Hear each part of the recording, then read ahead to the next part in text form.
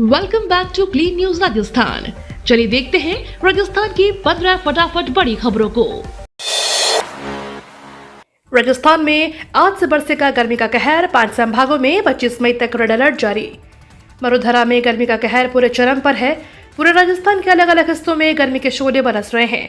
पश्चिमी राजस्थान का जैसलमेर बाड़मेर जिला तो भट्टी की तरह तप रहा है।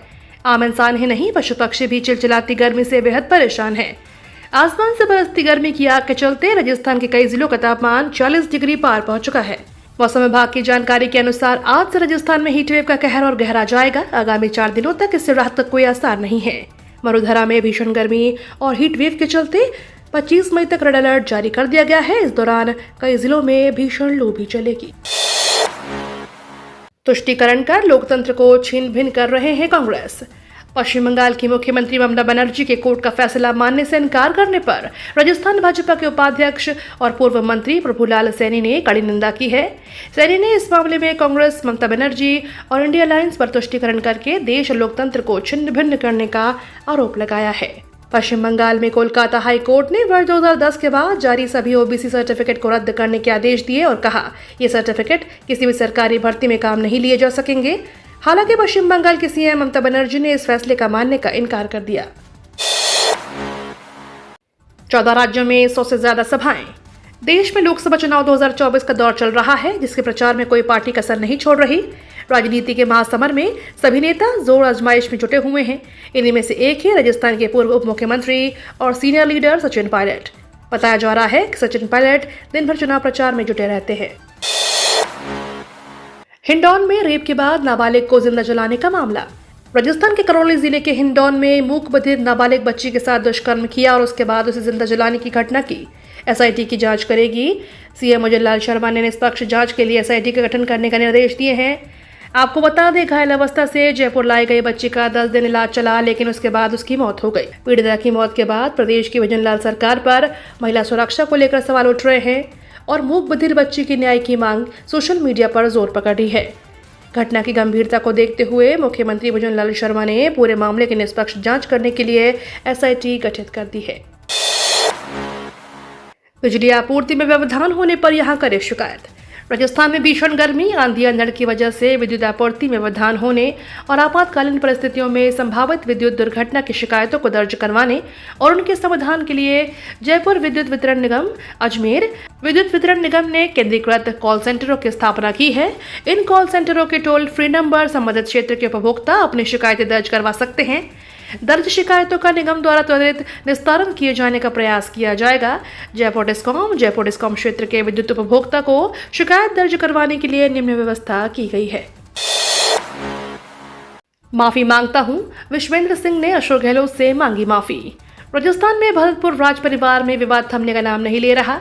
राजघराने के सदस्य और पूर्व मंत्री अशोक गहलोत से माफी मांगी है। विश्वेंद्र सिंह ने कहा कि बगावत के बावजूद गहलोत ने मुझे कैबिनेट में जगह दी। पत्नी और बेटे के आरोप के लिए माफी मांगता हूं। आपको बता दें, हाल ही में पूर्व सांसद दिव्या सिंह और उनके बेटे अनिरुद्ध सिंह ने दावा किया है कि भरतपुर के एक वरिष्ठ पीसीसी सदस्य ने बताया है कि इस सारे फसाद के पीछे कांग्रेस के सीनियर लीडर का हाथ है। यह बात उन्होंने बिल्कुल सही कही है। दिव्या सिंह ने कहा कि पूर्व सीएम अशोक गहलोत ने हमारे घर के विवाद में घी छिड़का है। 2 से ढाई साल तक अशोक गहलोत ने ही आग लगाई है।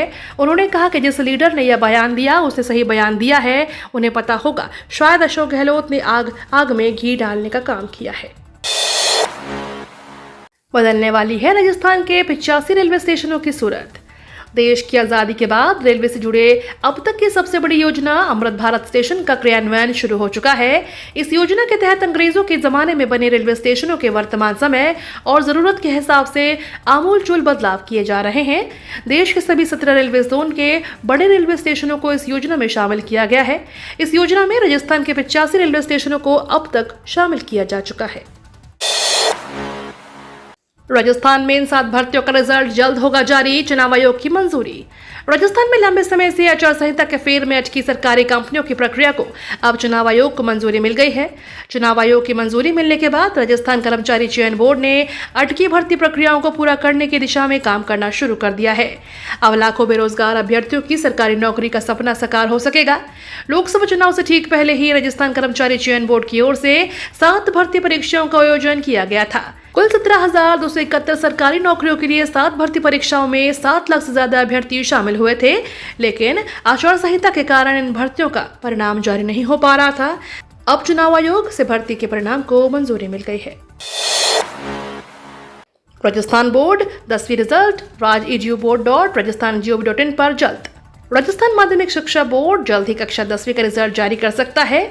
छात्र जो भी इस परीक्षा के लिए उपस्थित हुए हैं वे राजस्थान बोर्ड की आधिकारिक वेबसाइट raj.edu.board.rajasthan.gov.in पर जाकर अपना रिजल्ट चेक कर सकते हैं। बोर्ड जल्द ही कक्षा 10वीं के रिजल्ट जारी करने की डेट और टाइम टेबल जारी कर सकता है। राज्य भर में कक्षा 10वीं की बोर्ड परीक्षा 7 मार्च से 30 मार्च 2024 तक आयोजित की गई थी।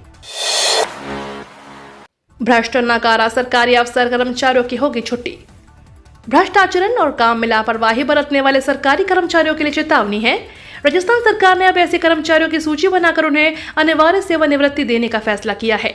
मुख्य सचिव सुधांशु पंत ने हाल ही में उच्च स्तर के अधिकारियों की बैठक में निर्देश जारी कर दिए हैं कि जो अधिकारी और कर्मचारी अपने कर्तव्यों का निर्वहन निष्पक्षता और पारदर्शिता के साथ नहीं कर रहे हैं, अधिकारी कर्मचारी जो लगातार अरुचि, भ्रष्ट आचरण और प्रशासनिक कर्तव्य निभाने में असमर्थ हैं, उन्हें अनिवार्य सेवानिवृत्ति देने की प्रक्रिया शुरू हो जाएगी। इसके लिए संबंधित विभागों को नियमानुसार आवश्यक कार्यवाही कर प्रस्ताव संबंधित प्रशासनिक विभाग को भेजने के आदेश जारी कर दिए गए हैं।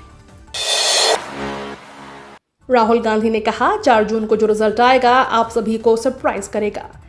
कांग्रेस नेता राहुल गांधी ने नॉर्थ ईस्ट दिल्ली में कन्हैया कुमार के पक्ष में प्रचार किया।